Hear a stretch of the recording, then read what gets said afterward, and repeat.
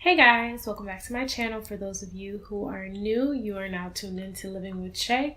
Today's video is going to be about taking care of your scalp when you have a protective style. Some people want me to be heads or tails. I say no way, try again. So I thought it was important to come to you guys because a lot of times when we have protective styles, you know, we're dancing and emphasizing and we're not even thinking about what's going on in our scalp or like with our regular hair.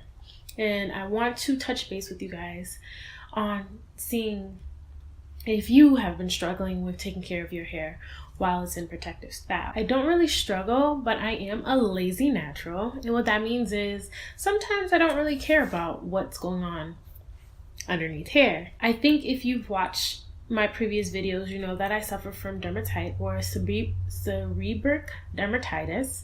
And what that basically means is that after 1 or 2 days, my hair has severe, dandruff looking scabs, and it's exacerbated when I work out, which is almost every day now.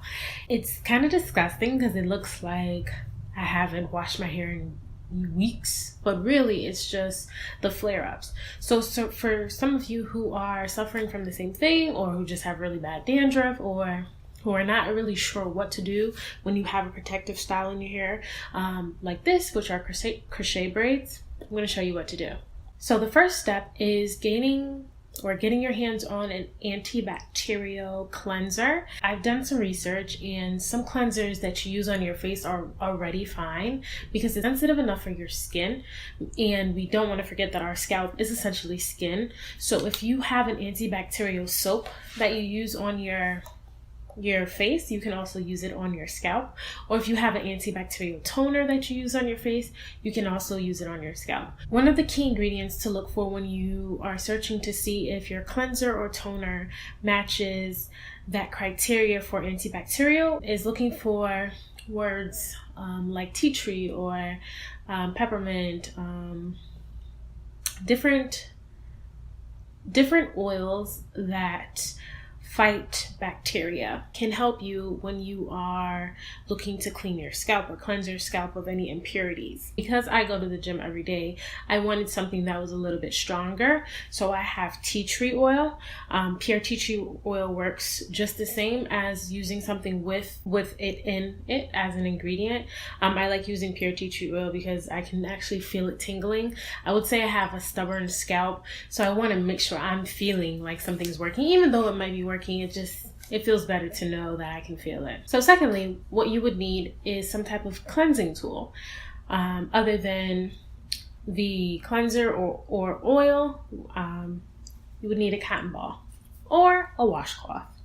What I like to do is I like to start with one side of my head and working my way to the other side. So what that looks like is me just flipping my hair.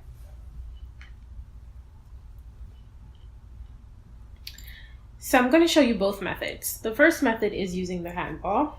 I'm going to take a clean cotton ball, dip it within the tea tree oil.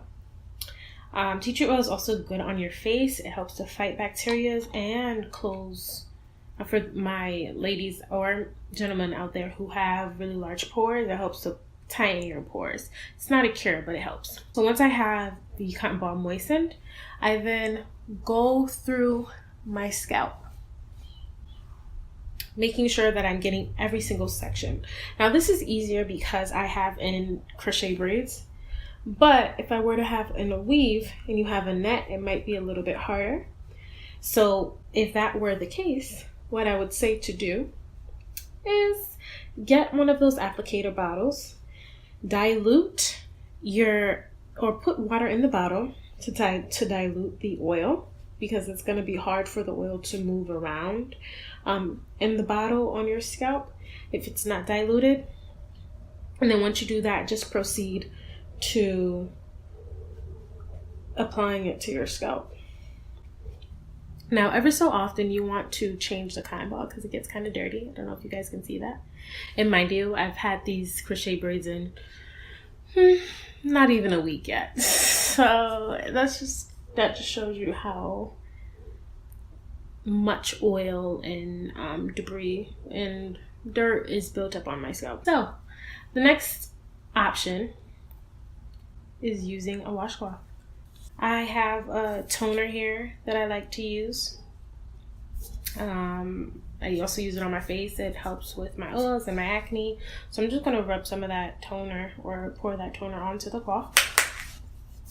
And then I'm going to do what I just did and go through my scalp.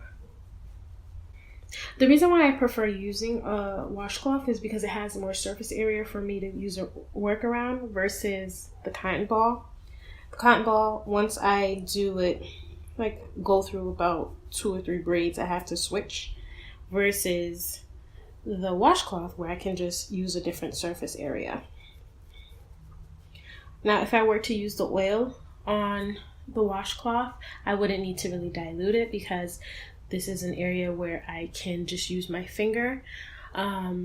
Again, for my ladies who have weaving nets on, it's going to be a little bit harder. So again, you just take a clean area of your washcloth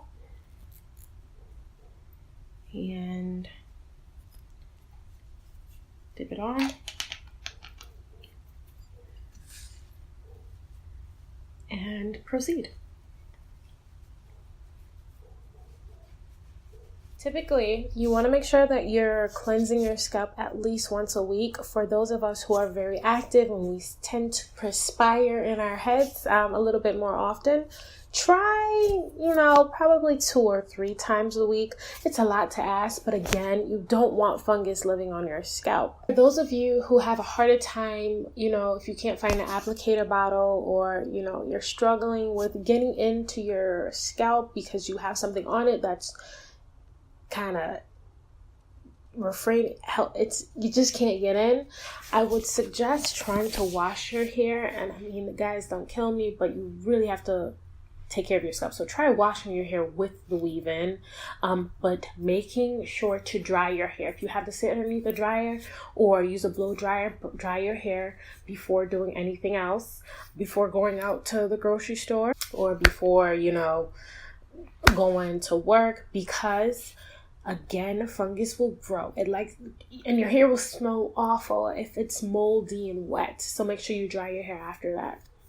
If you do have success with the applicator bottle, be sure to make sure your hair is a little bit dry too, because you are having liquid versus what I'm doing with just a cotton ball. You are going to have liquid on your scalp, meaning that your scalp is going to be a little bit wet. So try making that dry before you go work out again or go to work or anything like that.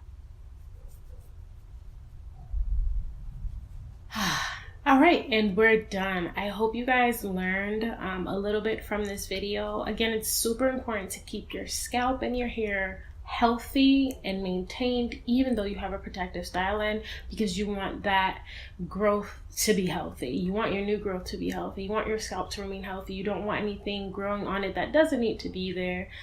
Sometimes fungus likes to take residence anywhere that's not, that's moist and dirty. So try to keep your scalps clean, and that's pretty much it. Make sure to give this video a thumbs up and subscribe if you haven't already to join my wonderful fam. I love you guys so much. Just remember to see it like how I see it.